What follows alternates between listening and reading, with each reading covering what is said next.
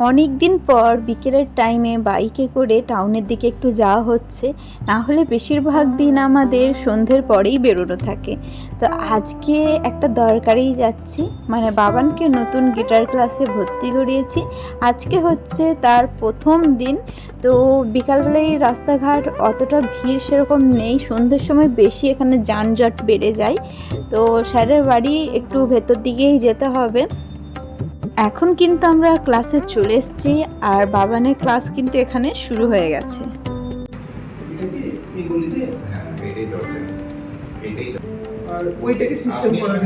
এর আগে একদিন ওর বাবার সাথে বাবান এসে এই ক্লাসে ভর্তি হয়ে গেছে। আজকে অফিসিয়ালি ওর ক্লাস শুরু হয়ে গেছে, আর আজকে স্যারের গিটার দিয়ে ও শিখে নিচ্ছে। আর গিটার কিন্তু কিনতেই হবে, কারণ গিটার ছাড়া বাড়িতে তো প্র্যাকটিস হবে না, তাই ও শেখাটাও খুব একটা কাজে লাগবে না। তো ওটাও আমরা কিনে নেব। তারপর ক্লাস শেষ হওয়ার পরে আমরা চলে এসেছিলাম গঙ্গার ঘাটে।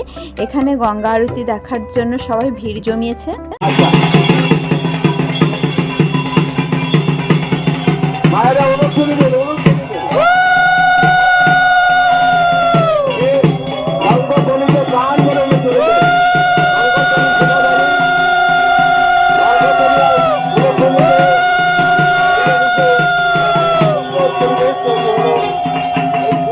প্রত্যেক বৃহস্পতিবারে কিন্তু গঙ্গা আরতি হয়। আমি যেদিন বৃহস্পতিবারে আসতে পারি সেদিন এই গঙ্গা আরতিটা দেখে কিন্তু আমার খুবই ভালো লাগে। অনেক লোকজন আসে, প্রসাদ পাওয়া যায়। আরতি শেষে এবার এখানে প্রদীপ বিসর্জন করা হবে, এটা দেখতেও কিন্তু খুবই সুন্দর লাগে। আজকে আবার হনুমান জয়ন্তী, তো চলো হনুমানজির মন্দিরে যাই, একবার দর্শন করে আসি। হনুমানজির দর্শন করার পর এখন আমরা এসেছি প্রসাদের লাইনে। তো এখান থেকে কিন্তু প্রসাদ দেওয়া হচ্ছে, আর এই লাড্ডু বোঁদে প্রসাদ পেতে তো আমার খুবই ভালো লাগে। তারপরে আমরা কিছুক্ষণ থেকে বাড়ি পথে রওনা দিয়েছিলাম। রাস্তায় আরও একটা হনুমান মন্দিরে পুজো হচ্ছিল।